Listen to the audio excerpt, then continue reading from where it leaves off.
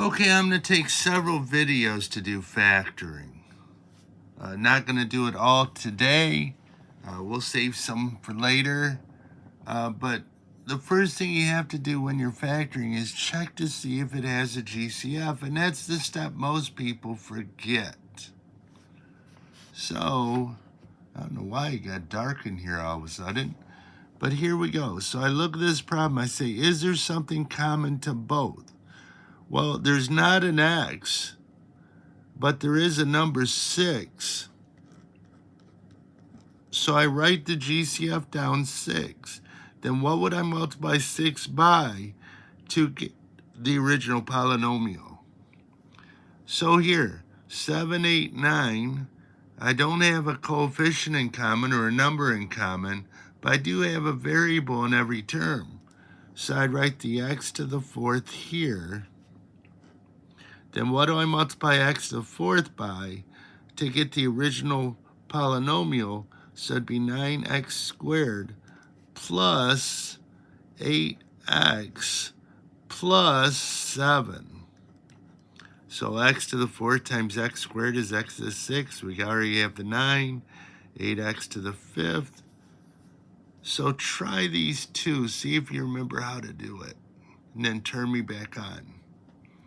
Okay, so this one, 5 is common to all three coefficients. We have x to the 10th as the lowest power, so it'd be 5x to the 10th. Then what do I multiply that by to get the original? So that would be 4x to the 10th plus 3x to the 5th plus 2. 2 times 10 is 20.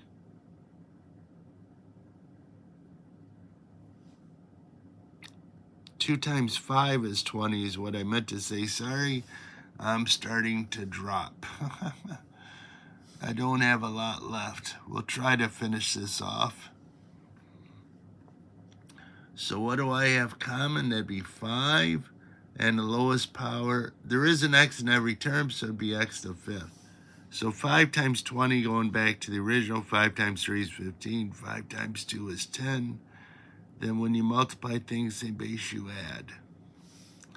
So this one, 5x to the 5th, so it'd be 8x to the 35th, because when you multiply two things in base, you add the powers.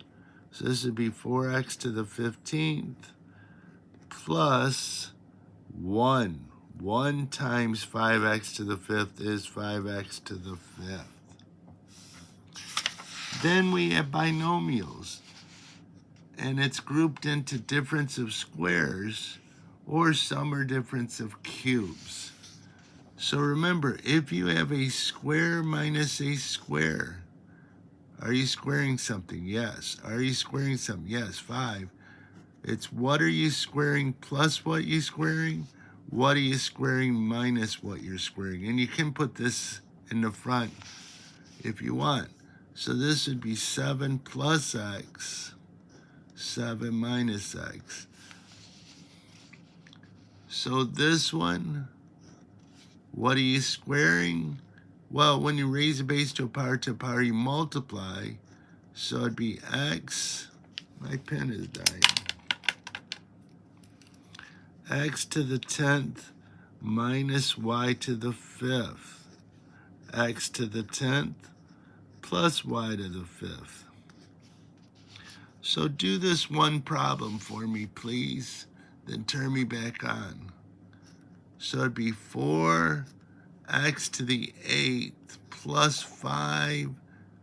That should be a y. I messed up. That's my bad. Y to the 6th, 4x to the 8th minus 5y to the 6th. Notice if this was an x, you'd factor it out as a GCF. So this one, what am I squaring? X squared plus 1 is any power you want, x squared minus 1. But notice I could factor this again. It's a difference of squares. There is no sum of squares. So, ooh. Then this one. So first I factor out the GCF. Then I try to factor this, and it is the difference of squares.